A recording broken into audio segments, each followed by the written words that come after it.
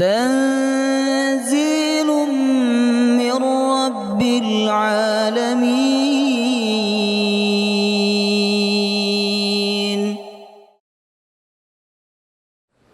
السلام عليكم ورحمة الله وبركاته.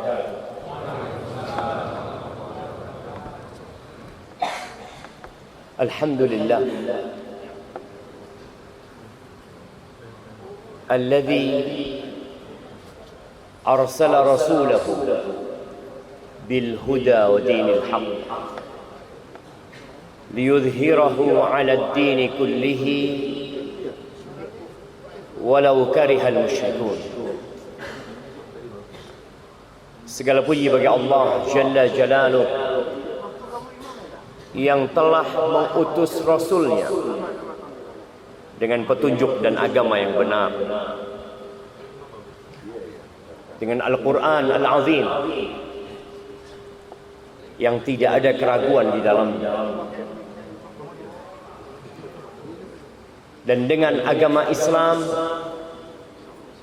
yang segala keutamaan dan kemuliaan ada di dalamnya, agar Allah memenangkan agamanya meskipun orang-orang musyrikin membenci hal itu.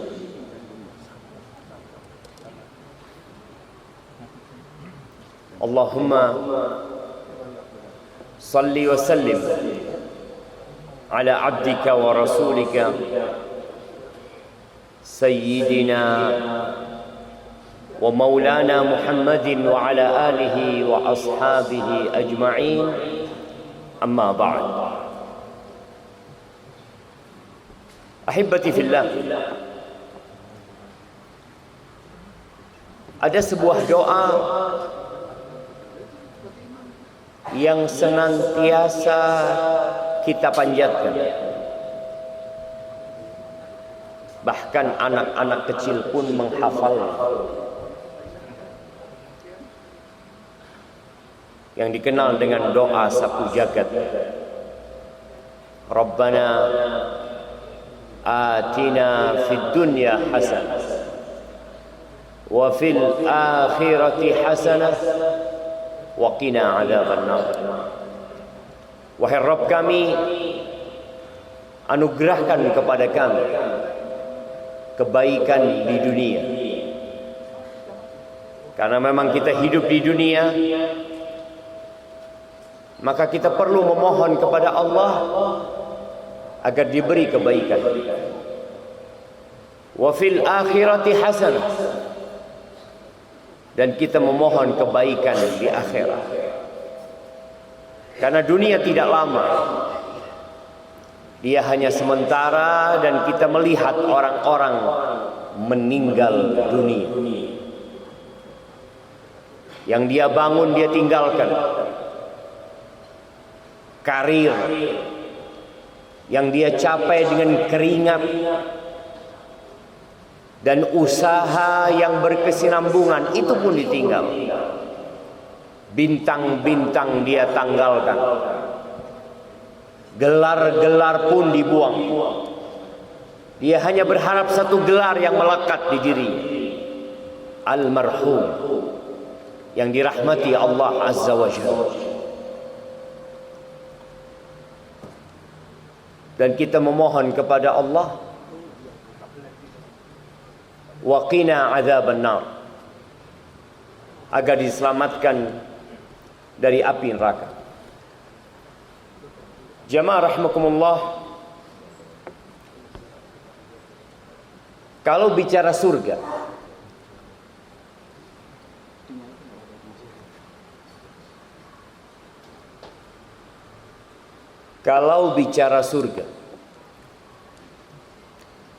apakah orang seperti kita pantas masuk surga?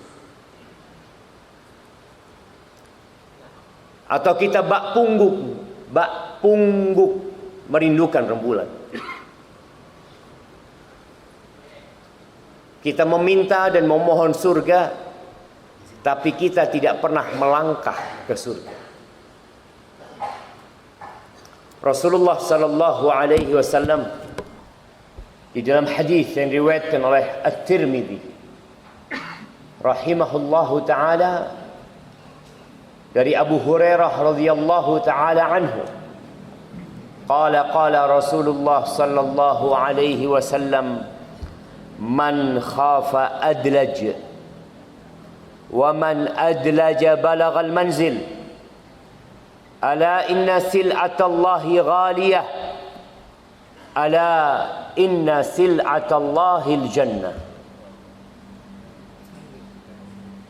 Rasulullah sallallahu alaihi wasallam menyampaikan, barang siapa yang takut, maka dia akan bergerak, berjalan sebelum matahari tenggelam. Dia akan berusaha nyampe di tempat itu sebelum para perompak atau perampok mempersiapkan diri untuk menghadang jalannya. Wa man adlaj balaghal manzil. Barang siapa yang jalannya bersegera tadi sebelum matahari terbenam, sebelum malam gelap gulita, maka insya Allah dia akan sampai ke tempat tujuan dia.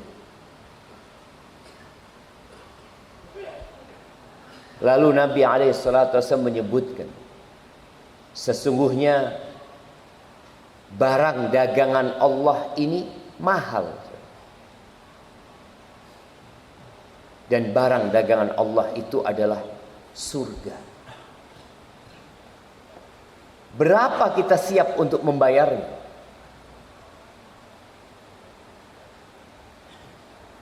Berapa waktu yang kita siap mengorbankannya untuk masuk surga?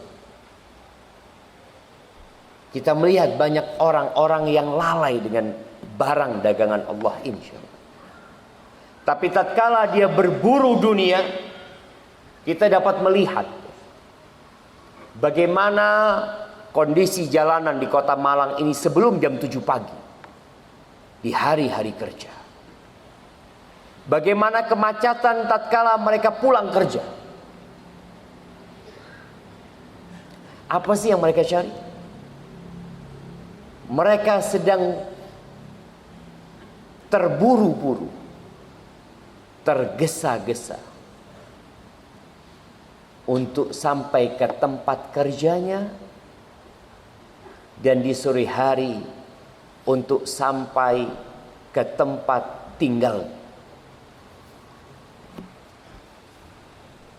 Memang Allah Azza wa Jalla menjadikan dunia ini sebagai ujian. Dan dunia itu benar-benar menyilaukan dan mempesona. Sampai di surat Fatir di ayat 6 Allah Azza wa Jalla berfirman, ya ayyuhan nas, wahai umat manusia. Yang bukan manusia nggak perlu mendengarkan panggilan ini. Panggilan ini hanya untuk manusia. Allah mengatakan, inna wa'dallahi haqq. Sesungguhnya janji Allah itu benar, bahwa kalian akan dimatikan, kemudian kalian akan dibangkitkan, lalu kalian akan mendapatkan balasan atas semua yang kalian kerjakan. Janji Allah itu benar. Fala taghurrannakumul hayatud dunya. Maka janganlah kalian terpedaya dengan kehidupan dunia. Jangan. Kita lihat orang-orang terkaya di dunia mati. Orang-orang terkuat di dunia mati. Orang-orang tercantik di dunia mati. Orang-orang dengan IQ tercerdas di dunia mati. Orang-orang dengan gelar terbanyak di dunia mati. Jangan tertipu kalian dengan kehidupan dunia ini.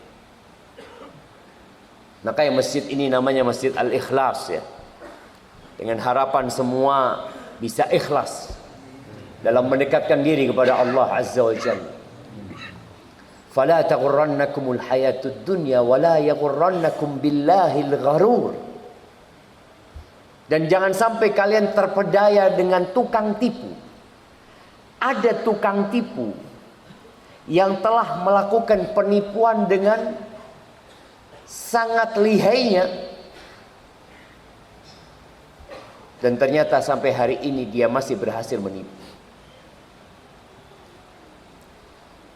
Kalau ada satu orang yang menipu antum, lalu antum ngasih tahu kawan antum, hati-hati ya sama fulan. Kenapa Ustaz? Fulan ini utang sama ana tidak bayar. Boleh nggak kita ngomong itu? Boleh. Hati-hati sama fulan. Akhirnya kita kasih tahu. Alhamdulillah, dengan kita kasih tahu orang ini, tidak ada lagi yang berhasil ditipu. Tapi ternyata tukang tipu yang Allah bicarakan ini, sampai hari ini pun dia berhasil menipu. Yang pertama dia tipu adalah Nabi Adam alaihissalam. Bagaimana dia merayu Nabi Adam tatkala Nabi Adam berada di surga, yang akhir ceritanya Nabi Adam dikeluarkan dari surga gara-gara tukang tipu itu. Dan tukang tipu itu berhasil memperdaya Qabil sehingga membunuh Habil. Dan tukang tipu itu berhasil memperdaya istrinya Nabi Nuh dan putranya Nabi Nuh dan kaumnya Nabi Nuh. Nabi Adam meninggal dunia, tukang tipu itu tetap hidup. Nabi Nuh bersama kaumnya juga meninggal dunia, tapi tukang tipu itu masih hidup. Kemudian Nabi Saleh atau Nabi Hud sebelum Nabi Saleh, Nabi Ibrahim, nabi-nabi itu telah meninggal dunia, yang mana kaum nabi-nabi itu berhasil ditipu oleh tukang tipu itu. Bayangin ya, kalau kita membayangkan kaumnya Nabi Ibrahim didakwain sama Nabi Ibrahim. Akhirnya Nabi Ibrahim menghancurkan berhala-berhala mereka. Nabi Ibrahim disidang. Ditanya Nabi Ibrahim, "A anta fa'alta hadza bi alihatina ya Ibrahim?" Apakah engkau yang melakukan perbuatan ini, menghancurkan Tuhan-Tuhan kami, wahai Ibrahim? Kata Nabi Ibrahim, "Bal fa'alahu kabiruhum hadha." Yang melakukan itu tuh yang paling besar. Fas'aluhum. Kalian nggak percaya kan? Maka tanyakan kepada yang hancur. Kalau yang besar ditanya nggak ngaku. Pantas. Orang kalau sudah melakukan dosa nggak ngaku jemaah. Nabi Ibrahim tidak menyuruh orang-orang tanya kepada yang besar. Fas'aluhum, tanyakan kepada yang hancurin. Siapa yang menghancurkan kalian? In kanu yantiqun. Kalau mereka bisa bicara. Akhirnya mereka sadar jemaah. Lu gimana sih? Kita disuruh ngomong sama berhala. Kan gak bisa ngomong mereka. Lu kalian sembah mereka. Kalian tahu mereka gak bisa ngomong. Mereka tidak bisa memberikan manfaat dan mudarat. Lalu kalian menyembah mereka. Akhirnya mereka ditipu oleh setan untuk membakar Nabi Ibrahim. Lalu mereka mempersiapkan api yang sangat dahsyat, di mana api itu benar-benar membakar kayu-kayu yang mereka persiapkan. Mereka pun tidak berhasil mendekat ke api itu karena terlalu besar dan panas ya, Mak. Kita lihat ya, kalau ada kebakaran, Kita itu mendekat, nggak mampu gitu. Dan itu yang terjadi sama kaumnya Nabi Ibrahim. Akhirnya dikatakan iblis hadir memberikan ilham kepada mereka agar mereka membuat manjani, membuat alat pelontar. Dibuatlah alat pelontar. Nabi Ibrahim ditelanjangi oleh mereka, ditaruh di alat pelontar itu, diikat, kemudian dilemparkan. Dan Allah mengatakan kepada api itu, ya nar, kuni bardan wa salaman ala Ibrahim. Jadilah engkau sejuk dan keselamatan buat Nabi Ibrahim. Nabi Ibrahim saja. Akhirnya Nabi Ibrahim keluar dari api itu selamat. Apakah kaumnya yang melihat Nabi Ibrahim keluar dari api dengan selamat kemudian mereka beriman? Enggak, siapa? Yang beriman cuma satu orang. Siapa yang beriman? Siapa yang bisa jawab? Ada hadiahnya, mana hadiahnya? Nah, siapa yang beriman? Dari satu kampung itu, satu negeri di Babilonia itu, satu yang beriman. Nah, Sarah sudah beriman. Yang beriman ketika itu Nabi Lut alaihissalam. Allah mengatakan fa'amana lahu Lut. Nanti hadiahnya diambil ya.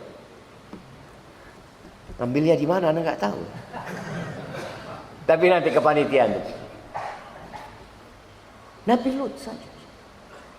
Dan antum lihat ya, kaumnya Nabi Nuh. Nabi Nuh itu berdakwah 950 tahun, yang beriman cuma 80 orang.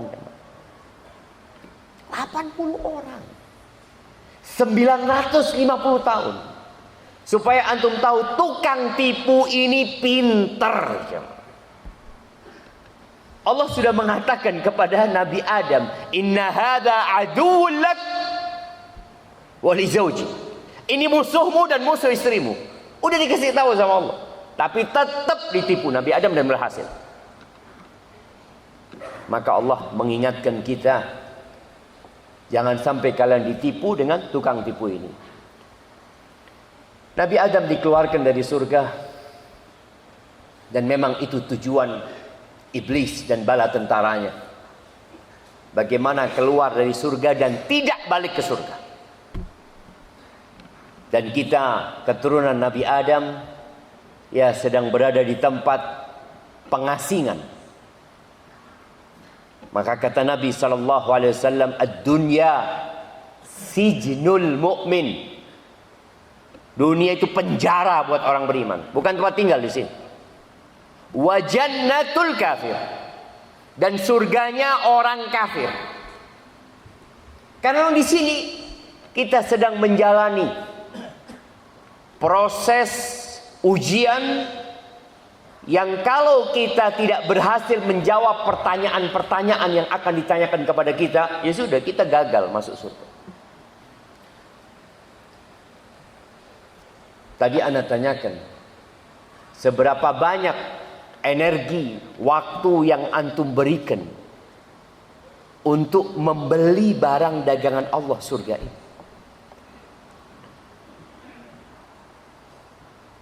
Kalau punya rumah di jalan apa ini namanya?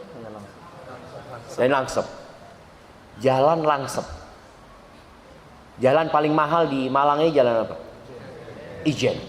Tapi kalau ingin punya tempat di Ijen itu 1000 meter, berapa kita harus keluar duit?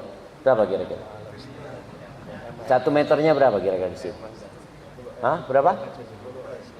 10 juta? Enggak, 1 meternya 20.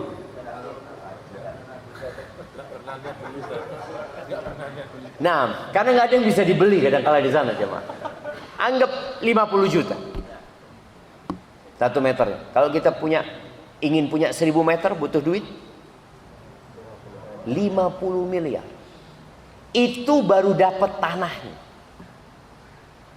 Sebagian kita mungkin sampai mati tidak pernah punya simpenan 1 M. Jadi mati warisannya dilihat berapa warisannya bapak. Alhamdulillah, utang 20 juta. Mewariskan hutang. Bagaimana dengan surga Allah? Yang Allah katakan arduhas samawati wal ard. Yang luasnya seluas langit dan bumi.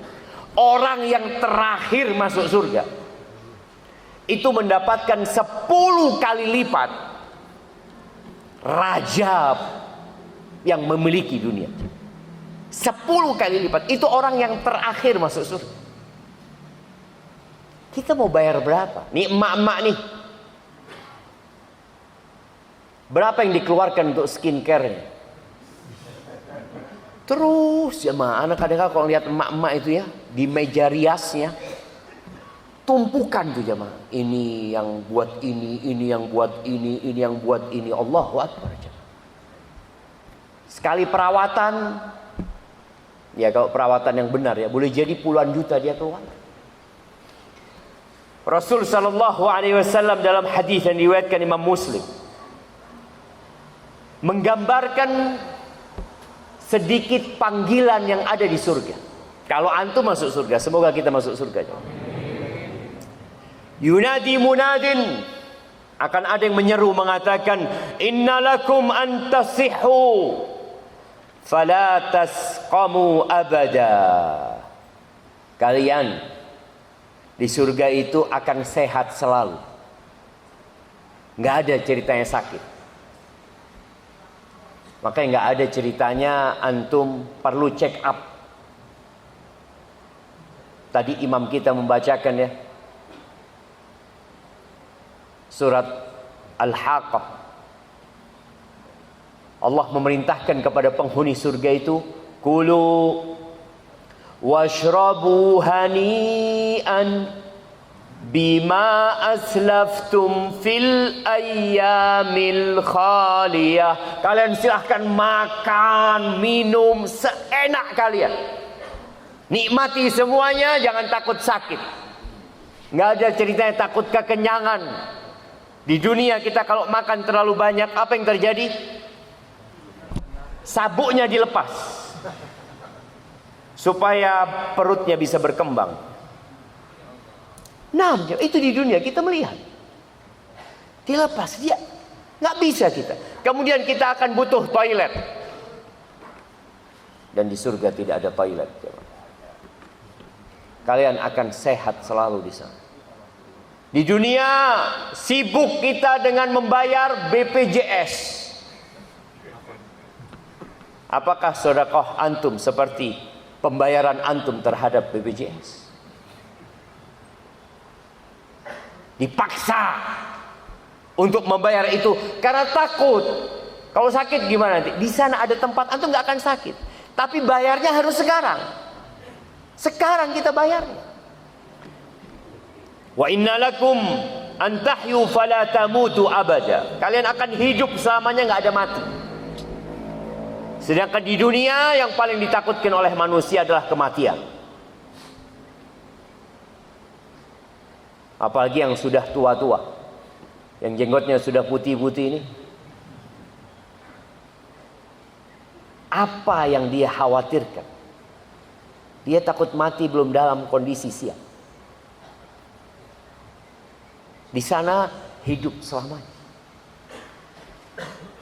Dan ini yang disukai oleh laki-laki dan wanita. Penyeru itu mengatakan, wa innalakum antashibbu fala tahramu abada. Kalian akan awet muda, nggak akan pernah tua. Nggak ada ceritanya orang tua di surga. Makanya ketika ada seorang wanita tua datang kepada Nabi SAW, dia minta didoakan supaya dia masukkan ke surga. Dan Nabi SAW mengatakan, nggak ada orang tua di surga. Akhirnya perempuan ini sedih, jemaah.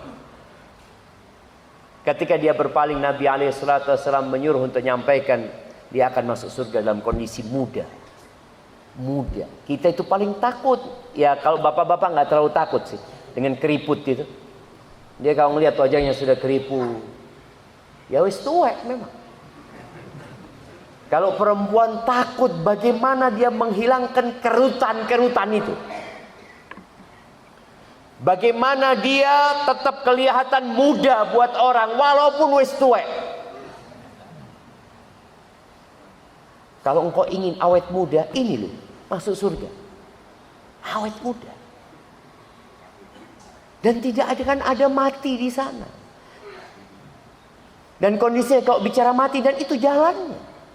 Nggak ada ceritanya orang masuk surga dalam kondisi hidup, nggak ada. Itu sudah keniscayaan yang Allah tetapkan. Wa anna lakum an tan'amu fala tab'asu abada. Kalian akan selalu menikmati di sana. Nggak ada cerita yang susah. Di dunia kita lihat ada orang-orang yang ya walaupun kaya raya tetap susah karena dikasih penyakit sama Allah Azza wa Jalla. Ada sebagian yang mungkin nggak bisa duduk di bawah karena ada masalah. Ya itulah kehidupan dunia ini. Kalau antum ingin selalu sehat, awet muda, selalu nikmat, persiapkan diri untuk meraih itu. Ya kerja keras. Ketika kita masih dikasih kesempatan untuk hidup. Ahibati fillah, bangunan di surga itu terlalu mahal jemaah. Uang kita nggak cukup. Orang terkaya di muka bumi sekarang nggak bisa punya rumah ini. Kalau dia gelontorkan semua hartanya.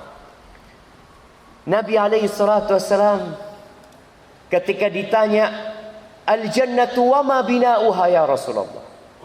Rasulullah, bangunan surga kayak apa sih? Karena kita tahu di zaman sahabat Rasul sallallahu alaihi wasallam bangunannya di kota Mekah, kota Madinah itu modelnya mirip dengan Ka'bah. Kalau antum lihat sekarang, ya batu-batu yang disusun gitu. Itu orang yang kaya. Kalau orang yang miskin bukan batu. Apa? Tanah liat yang tidak dibakar. Itu yang disusun. Maka para sahabat kepingin tahu kayak apa sih bangunan surga itu. Maka Nabi alaihissalatu wassalam mengatakan, labinatun min dhahab wa labinatun min fiddah. Satu batu bata yang disusun itu dari emas. Dan ada lagi bangunan lain yang batu batanya semuanya perak. Perlukah kalau antum bikin rumah dengan batu bata dari emas, perlu disemen lagi jemaah?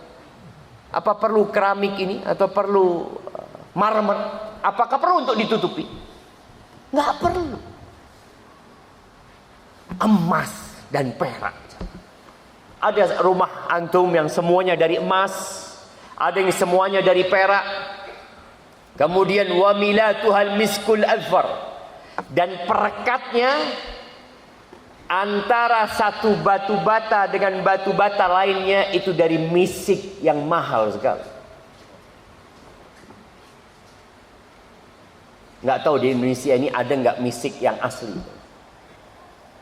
Misik itu kasturi ya. Dulu guru ana ngomong di kelas waktu kita masih kuliah bahasa, dia ceritakan misik itu 1 tula 4 mili mungkin. Itu harganya 11.000 real. Dulu jamaah. Tahun 99. 11.000 real. Kira-kira sekarang harganya ya 50 juta. Perekatnya dari itu jamaah. Sehingga masuk rumah selalu wangi. Dan kita kan ingin memang kalau bikin lantai itu bagaimana tidak ada natnya. Ingin yang sempurna. Dan Allah berikan itu di surga nanti. Temboknya itu kayak gitu. Wa hasba'uha al-lu'lu' wal yaqut. Kerikilnya kerikil yang kalau kita lihat di rumah kita, sebagian orang beli kerikil yang putih ya, yang bagus taruh di rumahnya supaya kelihatan indah. Di surga itu dari mutiara dan permata. Bayangin, antum mau bayar berapa? Antum mau kerja berapa jam untuk dapat rumah yang kayak gitu? Kalau dikatakan kepada antum, Bapak kalau mau dapat satu batu bata emas, satu, bukan rumah ini jemaah, satu batu bata emas. Ingat, kalau bicara batu bata jangan dipikir batu bata itu seperti yang ada di sini ya. Karena ketika sahabat bertanya, yang dia lihat batu bata yang ada di Arab, yang kayak batu yang disusun di Ka'bah sana, besar-besar aja. Anggap 10 kilo. Bapak akan dikasih 10 kilo emas asalkan bekerja di tempat ini 10 tahun, nggak pulang. Kecuali liburan. Mau nggak orang itu? Kira-kira. Saudara-saudara kita yang merantau ke luar negeri, yang mereka mengatakan gajinya di sini per jam, dapat berapa dia jemaah? Dan dia korbankan keluarganya, nggak ketemu keluarga, nah punya kawan 10 tahun nggak pulang dia, demi mendapatkan harta. Padahal harta itu akan dia tinggal. Bagaimana dengan surga Allah Azza wa Jalla? Yang rumahnya tadi dari emas, dari perak, kemudian kerikilnya dari mutiara dan permata, wa turbatuha za'faran, dan tanahnya za'faran. Safron jemaah. Safron itu belinya gram-graman. Itu akan jadi tanahnya nanti di sana. Man dakhalaha yan'am wa la yab'as. Yang masuk ke surga itu akan terus nikmat hidupnya, tidak akan pernah susah. Wa yakhlud wa la yamut. Dan dia akan kekal selama-lamanya dan tidak akan mati. La tabla thiyabuhum wa la yafna syababuhum. Bajunya nggak ada yang usang. Dan masa mudanya tidak akan pernah habis. Namun subhanallah jemaah, nggak ada yang masuk surga dengan amalan. Supaya antum tidak ujub sama amalan antum. La yadkhulu ahadukumul jannah bi'amalih. Nggak ada yang ceritanya masuk surga itu sebagai pengganti amalan. Amalan itu hanya sebab, tapi bukan pengganti. Kalau antum punya kawan dekat, ya Masya Allah lah, dia sayang sama antum. Dia punya showroom mobil mewah. Di showroom itu ada apa mobil paling mahal di Indonesia coba? Apa? Rolls Royce Phantom. Kayak apa modelnya itu? Nanti kita lihat di Google. Hah? Cuma 15? Ya murah lah. Cuma 15. Anda pernah baca harga mobil itu ada 450 miliar. Karena kadang-kala anak-anak itu suka beli mobil Hot Wheel. Iya ya kan? Coba Bapak, ini berapa harganya? Kalau aslinya kita lihat. Kan kalau Hot Wheel-nya cuma ya 27.000 berapa? Aslinya ada yang sampai 400 miliar. Kalau sohib antum punya mobil harga 400 miliar, tahu-tahu antum ke sana bawa Avanza, datang, bang, tukar bang, sama itu. Lalu sohib antum mengatakan, fulan, ambilkan kontaknya, kasihkan fulan. Fadhal, barakallahu fik. Antum tinggal di sini, Avanzanya antum bawa pulang. Apakah Avanza itu seharga dengan Phantom itu? Kenapa dikasih? Karena sayang sama dia. Maka Rasul SAW ketika mengatakan la yadkhulu ahadukumul jannah bi'amalih, nggak ada yang masuk surga dengan amalannya tuh. Hatta anta ya Rasulullah, sampai engkau ya Rasulullah. Engkau yang sholat sampai bengkak kakinya, engkau yang berjuang menegakkan agama ini, yang setiap muslim beriman maka beliau akan dapat pahalanya sampai hari kiamat. Hatta anta ya Rasulullah, hatta ana, sampai aku pun. Illa ayyataghammadani Allahu birahmati, kecuali Allah membungkusku dengan rahmatnya, baru rahmat Allah Azza wa Jalla dan kasih sayang. Kenapa setiap selesai sholat kita astaghfirullah? Kenapa di antara dua sujud doanya kita Rabbighfirli warhamni? Terus kita minta itu jemaah. Karena memang yang dibutuhkan itu rahmat Allah Azza wa Jalla. Makanya masuk surga itu gampang-gampang susah jemaah. Kita harus belajar kapan kita dapat rahmat Allah. Ada seorang pelacur, baghi, bukan seorang yang berzina ya. Orang berzina itu boleh jadi dia sekali berzina, tapi ini baghi, memang kerjanya melacurkan dirinya. Min baghaya Bani Israel, dari pelacur-pelacur Bani Israel. Saqat kalban, dia memberi minum seekor anjing. Masuk surga. Kenapa? Karena dia itu sayang sama tuh anjing, maka Allah sayang sama dia. Rasul sallallahu alaihi wasallam mengatakan irhamu man fil ardi yarhamkum man fis sama. Kalian kasihi yang di muka bumi, maka yang di langit akan mengasihi kalian. Dia dapat rahmat Allah Azza wa Jalla. Maka ahibati billah, kita perlu membahas tentang kriteria-kriteria yang setelah itu kita baru bisa melakukan evaluasi diri. Kira-kira saya ini layak enggak masuk surga? Layak mendapatkan rahmat Allah apa tidak? Ya wallahu a'lam. Antum tahu dengan yang namanya serdos. Serdos, sertifikasi dosen. Kenapa Anda ngomongin itu? Karena tadi malam Anda baru rapat Zoom untuk mendapatkan sertifikasi dosen.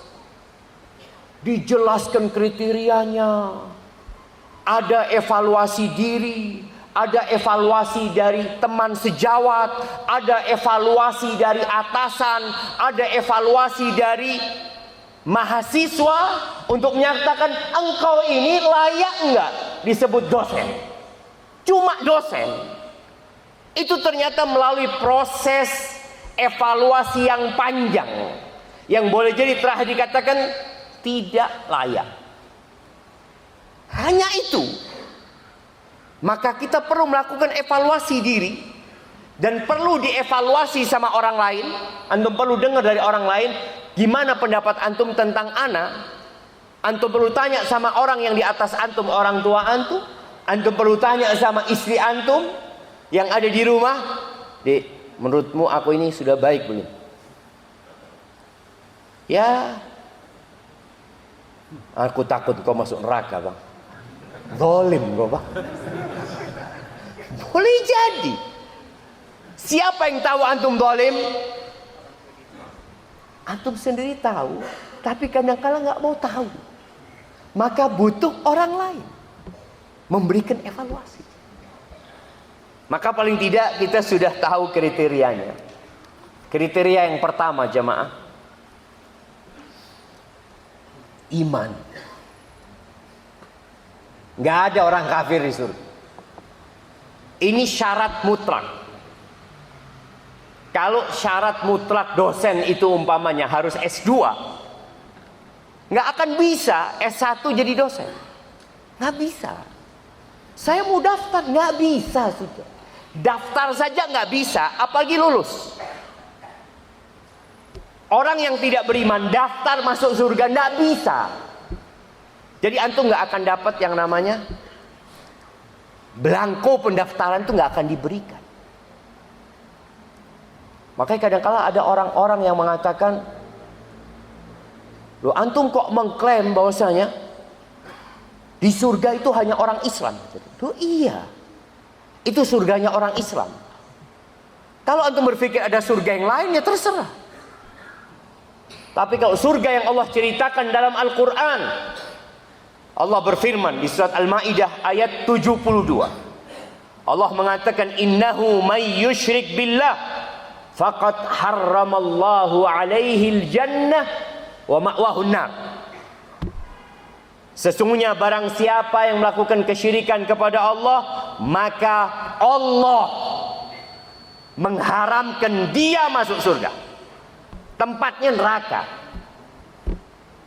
Ustaz, tapi dia itu baik orangnya Ustaz. Suka menolong orang lain. Orang ini Ustaz, subhanallah, satu kampung suka sama orang itu. Tapi dia tidak beriman Ustaz.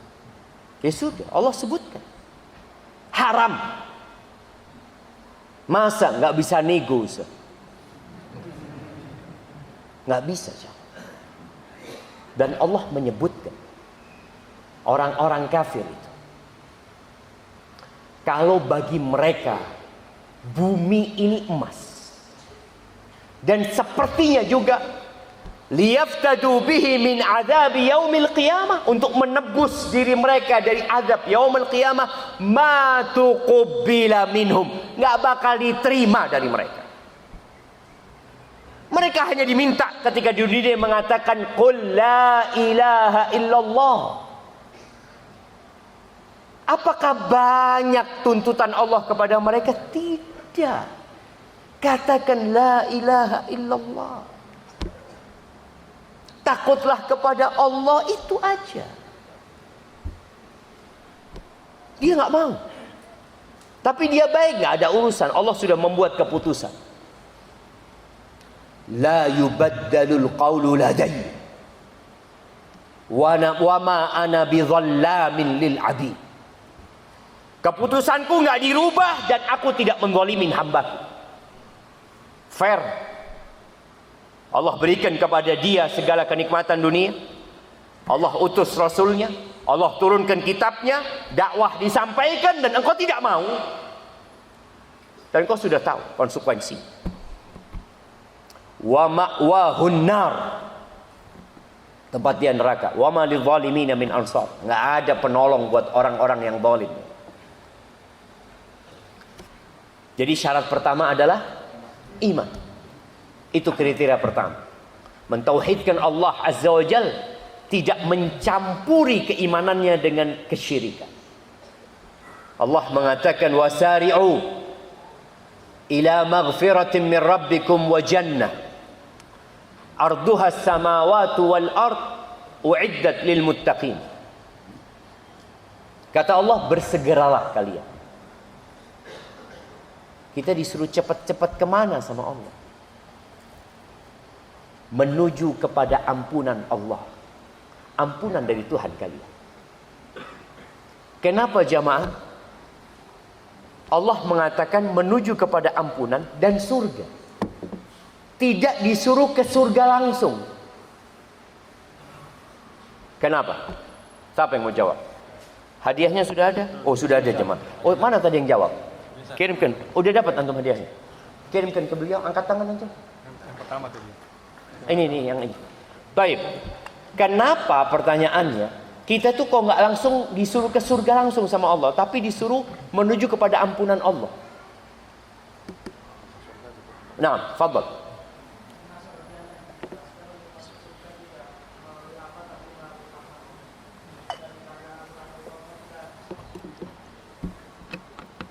Iya. Karena tadi disebutkan bahwasanya masuk surga itu dengan rahmat Allah Azza wa Jalla. Kasihkan hadiah nggak apa-apa. Siapa yang mau nambahin? Iya, yang jauh sana. Iya. Karena kita banyak dosanya. Banyak dosanya. Oh Ustaz, saya sudah hijrah. Saya sudah meninggalkan dosa-dosa itu. Kapan antum berhenti berbuat dosa?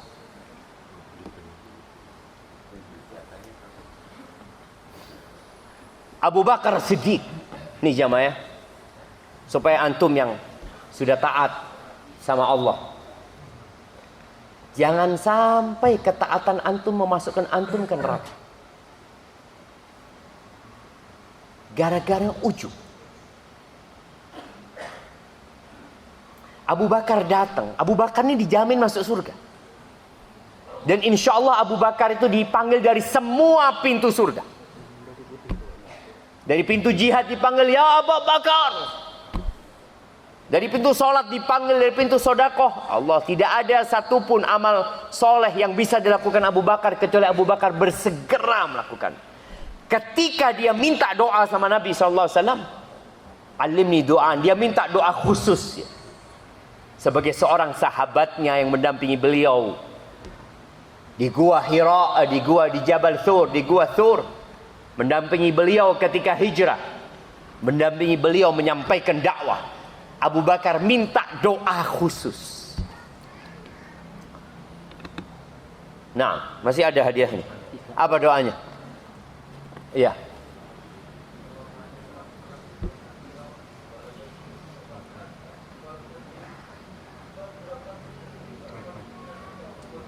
Ahsan, tabarakallahu fikum. Allahumma inni zalamtu nafsi zulman katsira wa la yaghfiru dzunuba illa anta faghfir li maghfiratan min 'indika warhamni innaka antal ghafurur rahim. Ya Allah, sesungguhnya aku menzalimin diriku dengan kezaliman yang banyak. Abu Bakar disuruh mengakui dosa-dosanya. Sebagian kita merasa koyoke mlebu surga. Abu Bakar dijamin masuk surga. Ada sebagian orang ya. Saya ini sudah haji Ustaz 27 kali Ustaz. Karena pembimbing haji ya Pak. Umroh jangan ditanya. Insyaallah anak sudah siap untuk mati Ustaz. Loh, siap antum. Wis mari itu son. Bayangkan. Disuruh membuat pengakuan. Bukan pengakuan, iya saya salah. Bukan, saya banyak salahnya. Lalu dia mengatakan, wala yaghfiru dzunuba illa anta. Tidak ada yang mengampuni dosa kecuali engkau ya Allah. Faghfirli ya Allah, ampuni aku ya Allah dengan pengampunan darimu ya Allah. Warhamni, dan rahmati aku ya Allah. Innaka antal ghafurur rahim. Sesungguhnya engkau maha pengampun dan maha pengasih. Ahibati fillah, salat kita belum tentu diterima. Selesai salat apa yang kita katakan? Astagfirullah, minta ampun jemaah. Maka tolong yang perlu kita lakukan tadi, melakukan evaluasi diri. Berapa kali antum istighfar setiap hari? Ada yang 1000, ada yang 2000, ada mungkin yang 5000, ada yang 100. Tapi ingat, jangan fokus dengan jumlah tapi lupa dengan kualitas. Karena ada orang yang dengan adanya tasbih digital itu, astagfirullah, astagfirullah, astagfirullah, astagfirullah, astagfirullah, astagfirullah. Oh, astagfirullah, astagfirullah. Yang dilihat itu angkanya jemaah. Astagfirullah, astagfirullah, astagfirullah. Oh, oke guys. Astagfirullah. Loh, ini minta ampun jemaah. Bukan sekedar lisannya yang berucap. tapi hatinya benar-benar memohon ampunan kepada Allah. Bagaimana seorang sahabat Nabi menghitung Nabi alaihi salatu wasallam di satu majelis. Beliau mengatakan, Rabbighfirli wa tub alayya innaka antat tawwabur rahim. Wahai Rabbku, ampuni aku, berikan taubatmu kepadaku ya Allah. Sesungguhnya engkau maha menerima taubat dan maha pengasih. Itu sekali duduk 100 kali Nabi membaca itu. Bayang. Antum coba lihat. Kalau antum sudah mengamalkan, evaluasi kualitasnya.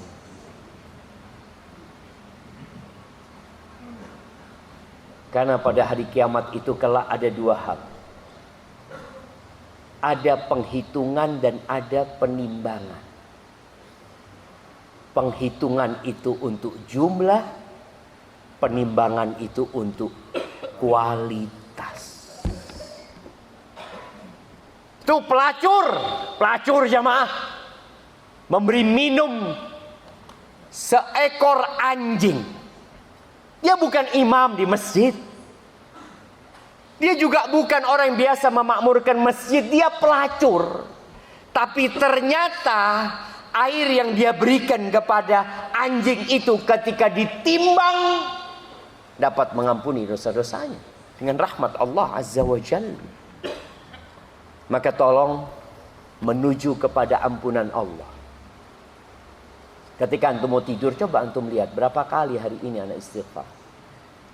Kalau mungkin antum menggunakan yang digital tadi, yang lebih utama pakai tangan ya, tapi boleh pakai itu. Tapi tolong jangan ditampakkan ke orang-orang. Kalau bisa antum punya amalan tersembunyi, sembunyikan. Soalnya terkadang anda melihat orang itu tasbih itu dipakai di mana? Sininya kemana-mana aja. Lagi ngobrol sama kawannya, wow. Belanja ke pasar mama tetap dipakai. Antum begitu? Enggak. Ustaz, anak sudah istiqomah naruh ini di sini. Bukan istiqomah berzikir, istiqomah menaruh itu di sana sehingga sulit kalau dilepas. Kalau dilepas kayak ada yang kurang. Maka innamal a'malu binniyat. Tergantung niatnya. Kemudian kata Allah, wa jannatin arduha samawati wal ard, dan menuju ke surga Allah yang luasnya seluas langit dan bumi, disediakan buat orang-orang yang bertakwa. Siapa sih orang-orang yang bertakwa? Allah sebutkan alladzina yunfiquna fis sarra'i wad dharra. Mereka adalah orang-orang yang suka berinfak. Orang baik, jemaah. Fis sarra' wad dharra. Dalam kondisi lapang dan dalam kondisi sempit. Dalam kondisi senang, dalam kondisi susah. Antum lihat, ada orang yang ketika di lampu merah dia ngasih kepada pengemis. Dan ada orang yang tidak ngasih. Menurut antum mana yang baik? Yang memberi atau yang tidak memberi? Nah, jamaah. Iya, yang mana jamaah? Sebagian orang mungkin berpikir yang memberi yang baik. Boleh jadi kalau kondisi pengemisnya memang benar. Bukan orang yang sedang bekerja. Karena ada orang profesinya memang mengemis. Kalau ditanya apa pekerjaan bapak? Mengemis. Saya memang pekerja, alhamdulillah, pekerja keras saya. Kena matahari panas apa? Iya. Antum pikir dia nggak pekerja keras ya mah? Kerja keras saya. Muka saya ditaruh mana saya? Malu saya sebenarnya. Cuma gimana sudah lama saya kerjain. Jadi profesi. Padahal pemerintah sudah menulis di sana jangan memberi. Jadi boleh jadi orang itu orang baik, boleh jadi enggak. Ketika ada kotak amal di masjid berjalan, apakah semuanya ngasih? Enggak. Ada yang ngasih, selalu dia ngasih. Dan ketika kita taruh kotak amal itu ke sebelah kita, kita tahu fulan ini tidak pernah sedekah. Selalu yang namanya kotak amal itu lancar. Kalau lewat dia itu serut. Masya Allah. Tidak berhenti. Jangan suudzon. Orang ini boleh jadi punya sedekah yang antum tidak tahu. Boleh jadi sedekahnya dia di malam hari dia transfer ke masjid itu. Nggak perlu ada orang tahu. Boleh jadi dia punya anak-anak yang dia kasih beasiswa. Tapi ingat, disebutkan di sini selalu berinfak. Karena ada orang yang berinfaknya kalau punya uang saja. Tapi kalau uangnya masih sedikit ya dia malas berinfak. Ini orang Masya Allah. Dan itulah Rasul Sallallahu Alaihi Wasallam. Beliau nggak punya apa-apa, diminta bajunya dikasihnya. Sallallahu Alaihi Wasallam. Dan ingat, perhitungan sedekah persentase ya, bukan jumlah nominalnya. Kadang-kala di kotak amal kita lihat, antum setiap Jumatan naruh 100.000. Yang di sebelah antum selalu 2.000. Kalau antum berpikir, nih orang ya Allah, kata dia, tidak naik-naik sedekah, tetap 2.000. Dan antum juga nggak naik-naik 100.000. Tapi kan lebih banyak Ustaz dari 2.000 itu. Boleh jadi 2.000 itu lebih baik dari 100 juta. 2.000 lebih baik dari 100 juta. Kata Nabi alaihi salatu wassalam, sabaqa dirhamun mi'ata dinar.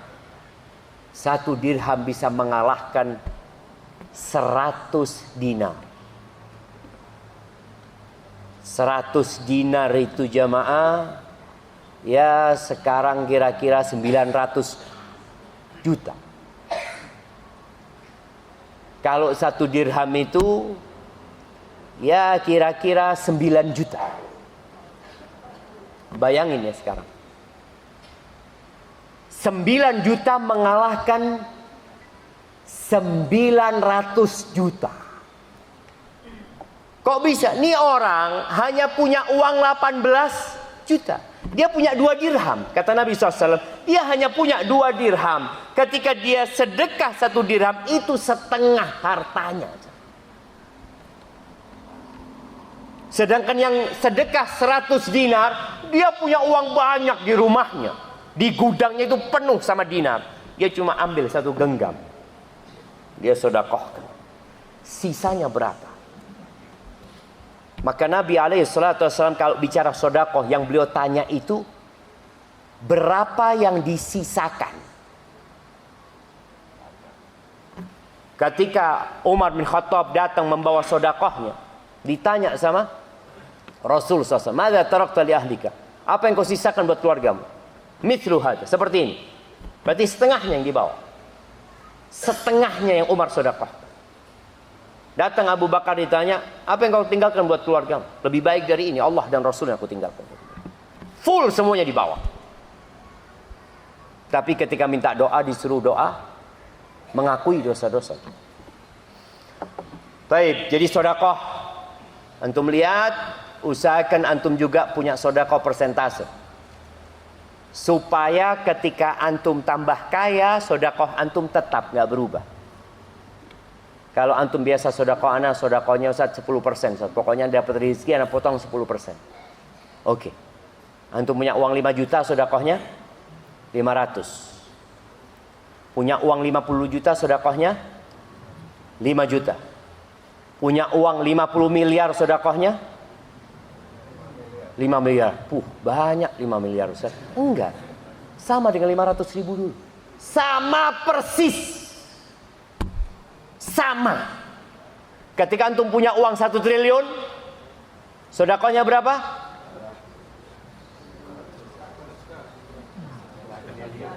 50. Oh. 100 ya. 100 M, iya. 10%-nya 100 miliar.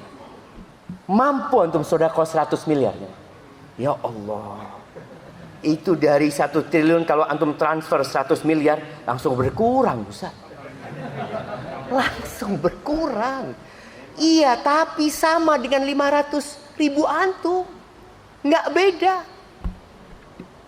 Insya Allah ketika antum, tapi ya manusia jemaah. Berat aja. Karena anak manusia juga, anak merasakan, ya Allah ya. Berat. Kalau dulu kok nggak berat aja. Karena kita melihat kepada nominal, tidak melihat kepada yang disisakan. Tatkala antum menoleh, oh tinggal 900 miliar, aman. Maka lihatlah kepada sisanya, jangan melihat kepada yang diberikan. Dan kemudian Allah sebutkan penghuni surga ini orang-orang yang bertakwa wal kadhiminal ghaidh. Dia adalah orang-orang yang suka menahan emosinya.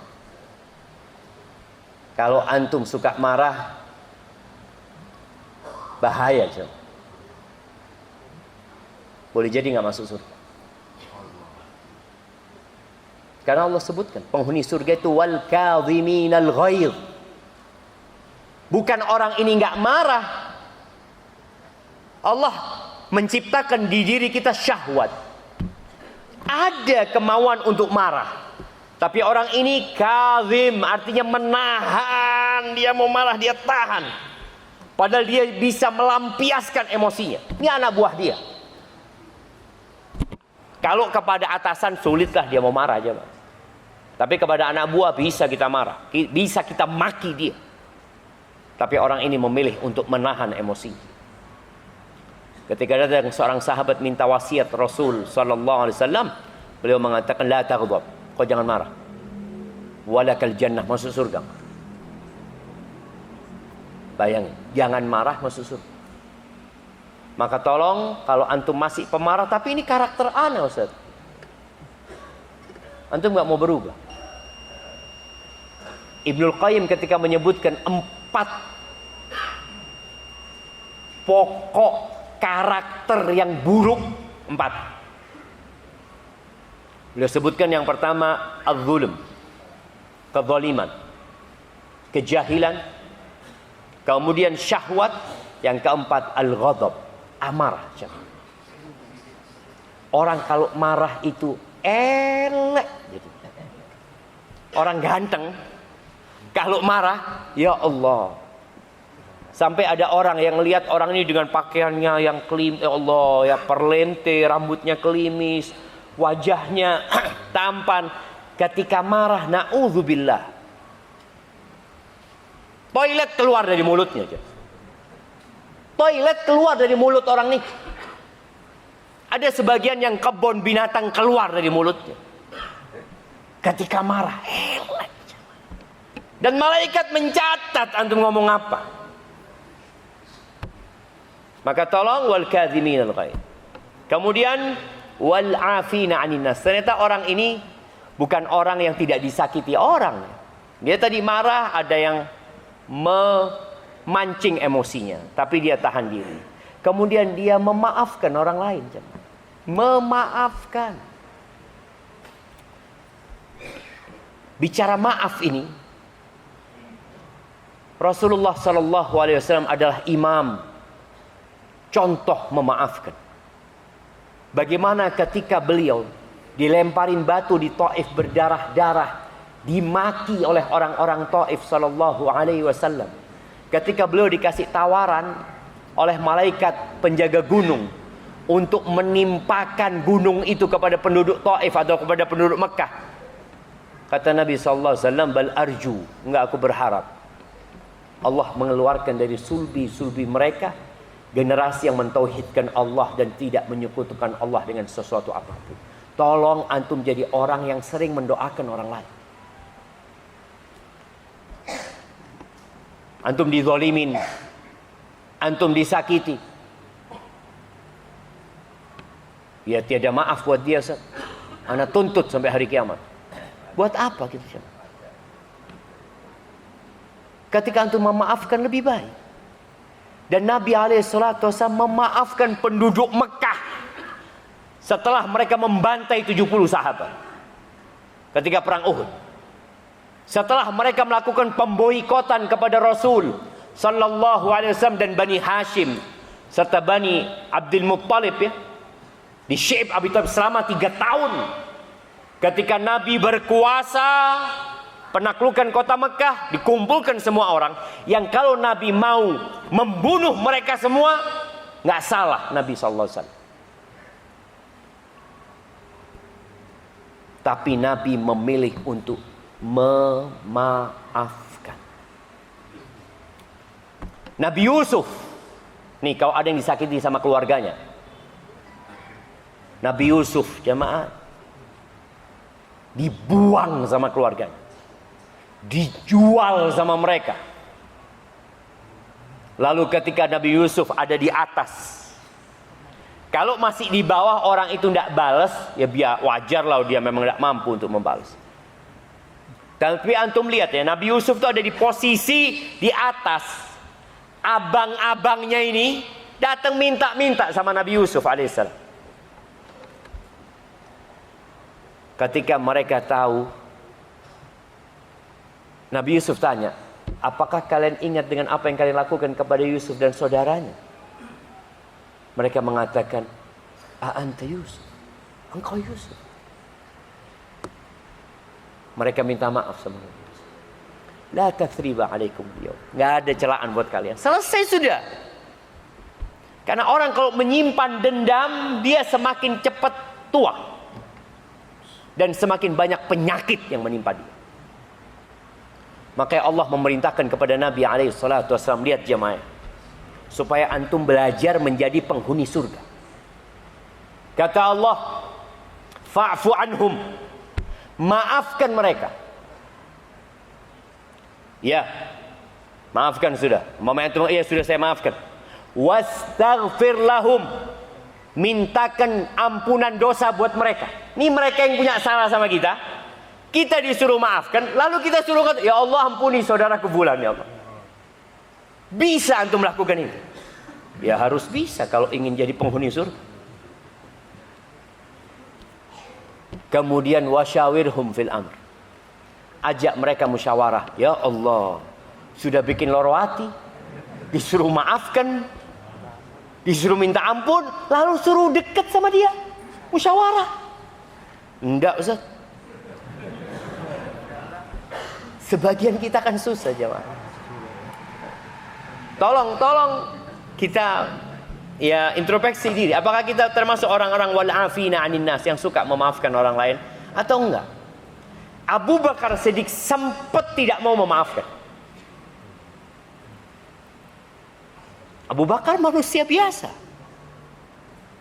Ketika Mistah ya, kerabatnya seorang muhajirin yang miskin, Mistah ini dan kerabatnya Abu Bakar. Abu Bakar selalu memberikan santunan. Tahu-tahu Mistah ini ikut-ikutan menyebarkan isu bahwa Aisyah berzina. Jamaah, jangan sampai antum itu terjebak dengan isu yang dikembangkan. Apapun. Ketika kita tahu nggak ada gunanya, udah jaga mulut. Bagaimana Mistah ini ikut? Kenapa? Karena berita itu tersebar di masyarakat Madinah. Dan memang kebohongan itu kalau diulangi jemaah, kemudian diulangi, kalau sekarang ada medsos ya. Kalau dulu kan lewat omongan ya, orang ngomong, iya, Aisyah itu datang masuk kota Madinah bersama Safwan bin Mu'attil. Berduaan dia. Pasti berzina ini. Ngomong lagi. Sebulan di Madinah, berita Aisyah berzina itu merajalela jemaah. Aisyah nggak tahu. Karena belum ada yang bikin status waktu itu jemaah. Jadi itulah, dulu kan orang kalau di rumah aja aman ya. Aman dari omongan orang. Kalau sekarang di rumah pun tidak aman. Karena di handphonenya dia bisa melihat apa saja. Akhirnya Aisyah itu disidang. Disidang karena isu. Bukti tidak ada. Tapi yang ada, Aisyah itu datang masuk ke kota Madinah bersama Safwan. Boleh jadi di sana, padahal kita tahu persaksian untuk zina ini harus melihat. Harus melihat dengan kedua matanya proses perzinahan itu. Dan 4 orang yang melihat. Nggak ada antum grebek. Umpamanya ada orang grebek orang di dalam di dalam hotel atau apa. Oh, berzina. Mana berzina? Ini berduaan. Ya berduaan. Tapi antum melihat dia berzina. Ya ngapain dia di sana? Lu antum ngelihat nggak dia berzina? Ya enggak, ya sudah. Ketika antum tidak melihat, antum akan dipecut 80 kali ketika mengatakan itu berzina. Sumama ini Mistah ikut itu jamaah. Aisyah di sidang. Di sidang sama Rasul SAW. Di situ ada Abu Bakar, ada ibundanya. Nabi SAW mengatakan, ya Aisyah, kalau benar engkau melakukan ini, yang kau bertobatlah kepada Allah Azza wa Jalla. Kalau engkau tidak melakukan, ya Allah akan membersihkan namamu. Aisyah yang awalnya nangis, diam Aisyah.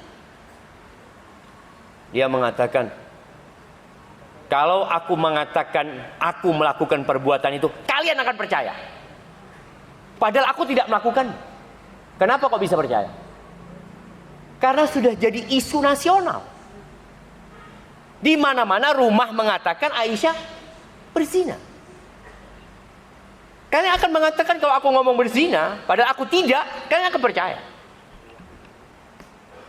Dan kalau aku mengatakan tidak, kalian nggak percaya. Kalian nggak akan percaya.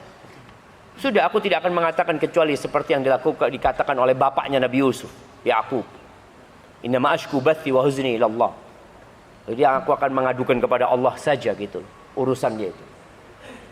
Subhanallah, kemudian Allah kasih kebebasan atas Aisyah. Kebebasan dari tuduhan itu. Di surat An-Nur ya, bisa dibaca di ayat 11 bagaimana Allah membersihkan nama Aisyah sampai hari kiamat. Mistah akhirnya didera, dihukum, dan Abu Bakar bersumpah tidak mau memaafkan Mistah. Lalu Allah tegur ya, falyafu wal yasfahu. Kata Allah, hendaklah mereka memaafkan dan tidak perlu memberikan hukuman. Sudah, dilupakan aja kesalahannya. Lalu Allah mengatakan, ala tuhibbuna ayyaghfirallahu lakum. Apakah kalian tidak ingin diampuni sama Allah Azza wa Jalla? Ketika ayat itu turun, Abu Bakar mengatakan, bala. Iya ya Allah, kami ingin diampuni oleh Engkau ya Allah. Akhirnya Abu Bakar membayar kafarat atas sumpahnya, dan dia mulai memberikan santunannya kepada Mistah, bersumpah tidak akan mencabut santunannya. Wallahu yuhibbul muhsinin, dan Allah cinta kepada orang-orang yang suka berbuat baik. Maka berusahalah untuk menjadi orang yang baik. Berbuat baik kepada hamba-hamba Allah, berbuat baik ketika beribadah kepada Allah Azza wa Jalla. Lalu Allah sebutkan di ayat 135 ini, walladzina idza fa'alu fahishatan aw zalamu anfusahum dzakarullaha fastaghfiru lidzunubihim. Jadi ternyata orang bertakwa itu bukan orang yang enggak punya dosa. Tapi ketika berbuat dosa, baik dosa besar atau dosa kecil, dia akan ingat sama Allah, dia istighfar, dia mohon ampun sama Allah Azza wa Jalla. Itu yang dilakukan oleh orang yang bertakwa. Maka jangan menunda-nunda tobat. Dan setan itu jemaah, yang paling takut sama istighfar. Iblis tadi yang kita bicarakan di awal, dia berusaha untuk menyesatkan manusia, menggodain manusia. Nanti manusia itu istighfar, dia sudah diampuni sama Allah. Disesatkan lagi, diampuni lagi sama Allah Azza wa Jalla. Lalu iblis berpikir untuk menciptakan suatu dosa yang orang itu tidak akan bertobat.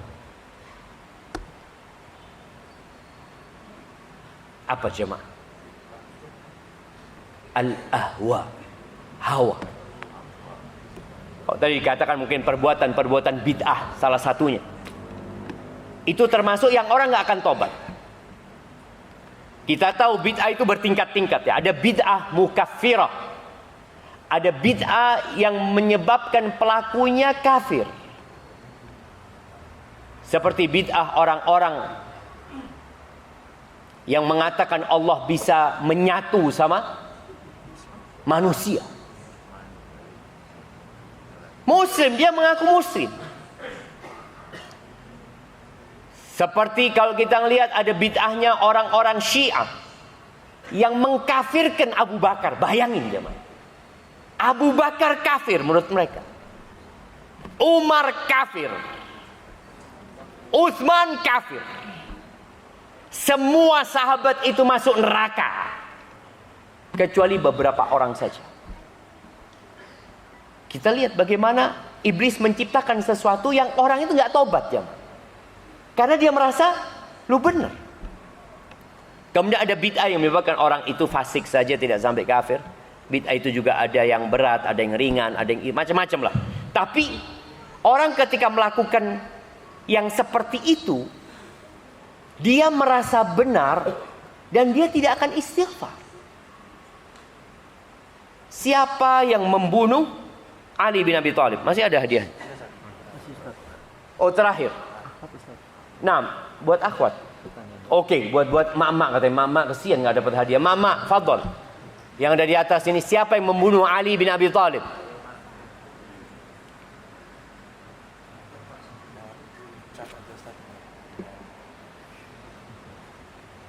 Yang di belakang. Ada mic ternyata mereka. Tafadhol. Bismillah. Siapa? Abu Muljam. Bukan. Tapi ana perbaiki. Ibnu Muljam. Bukan Abu tapi Ibnu. Kalau Abu kan berarti bapaknya Muljam. Namanya dia Abdurrahman Ibnu Muljam. Namanya indah jamaah, Abdurrahman. Hafal Al-Quran. Jangan dipikir Abdurrahman bin Muljam itu perampok. Dia itu guru ngaji. Ketika dia berada di kota Madinah, dia dekat sama Umar bin Khattab. Kemudian dikirim sama Umar ke Mesir. Dikirim ke tempatnya Amr bin As. Dan Umar berpesan, qaribu manzilahu minal masjid, dekatkan tempat tinggal dia dari masjid supaya dia bisa ngajar Quran. Ternyata dia bunuh Ali dan tidak menyesal. Itu yang namanya ahwa. Itu namanya pikiran-pikiran tadi. Pikiran-pikiran baru dalam agama yang menyimpang dari Islam dan orang mengakui itu kebenaran. Abdurrahman itu ketika dihukum dibunuh, demi Allah dia nggak menyesal. Dia berharap masuk surga dengan membunuh Ali bin Abi Thalib. Maka hati-hati. Istighfar itu membuat orang diampuni. Tapi bagaimana tatkala iblis berhasil menciptakan sebuah pemikiran-pemikiran yang menyimpang, yang dia tidak akan memohon ampunan. Ingat, kita yang sudah merasa taat ya sama Allah ya, hati-hati. Pahami agama ini sebagaimana difahami oleh para sahabat Nabi. Pahami agama ini sebagaimana dipahami oleh Imam Abu Hanifah, Al-Imam Malik, Al-Imam Syafi'i, Al-Imam Ahmad bin Hanbal.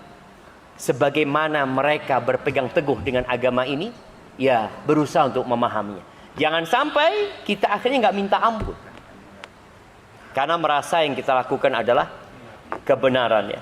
Mereka adalah orang-orang yang selalu mengingat Allah, beristighfar atas dosa-dosa mereka, dan mereka tidak terus-terusan berbuat dosa. Berhenti jemaah. Lalu yang terakhir, Allah menyebutkan tentang orang-orang ini, ulaika jazaohum maghfiratum mir rabbih. Mereka, orang-orang yang disebutkan tadi adalah orang-orang yang mendapatkan balasan. Apa balasan yang pertama? Ampunan dari Tuhan mereka. baru wa jannat. Jadi di muqaddimah disebutkan bersegeralah menuju keampunan dan ke surga. Di penutupnya disebutkan mereka akan mendapatkan ampunan dan mereka akan mendapatkan surga yang mengalir di bawahnya, tajri min tahtihal anhar khalidina fiha wa ni'ma ajrul amilin. Ya, mereka kekal selamanya. Itu adalah balasan yang paling indah buat orang-orang yang beramal. Ingat, amalan itu hanya sebab. Taib, itu mungkin yang dapat Anda sampaikan jamaah. Anda melihat sudah terang ya, padahal belum jam 6 jamaah. Tapi sudah terang benderang. Sebelum Anda tutup jamaah, antum sudah kenalan nggak sama saudara-saudara antum? Sudah. Anda mau tanya ya, yang pakai baju putih. Nah, antum kenal dengan yang kanan antum? Loh, lihat belum kenal jamaah. Coba kenalan dulu.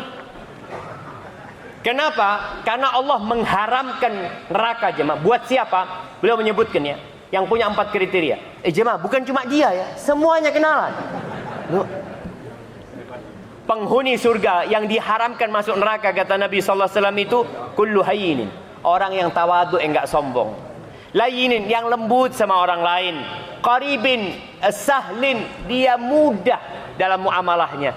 Qaribin minan nas, dekat sama manusia. Maka tolong antum kenalan dulu baru kita tutup.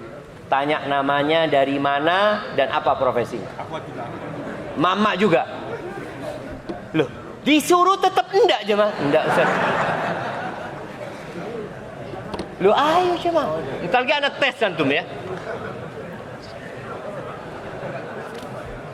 Ayo jemaah, enggak apa-apa jemaah. Boleh jadi yang sedang antum kenalan sama dia, dia masuk surga lebih dulu daripada antum, dan dia bisa memberikan syafaat kepada antum. Loh, karena kita mau masuk surga. Gak masalah tanya profesi apa, boleh jadi profesinya sama. Loh, sama antum sama anak. Antum jualan apa? Anak jualan genteng. Loh, anak jualan genteng juga, Masya Allah. Boleh jadi akhirnya jadi kawan akrab jamaah. Itu yang dapat Anda sampaikan jamaah. Anda rasa nggak ada tanya jawab ya, karena Anda ada kegiatan selanjutnya. Anda terima kasih kepada para panitia dan para takmir masjid dan para jamaah yang mau hadir, karena sekarang subuhnya sangat pagi sekali. Dan Anda lihat sebagian nggak ada yang tidur insyaallah jamaah ya, nggak ada yang tidur. Subhanakallahumma wa bihamdika asyhadu an la ilaha illa anta astaghfiruka wa atubu ilaik. Wassalamualaikum warahmatullahi wabarakatuh.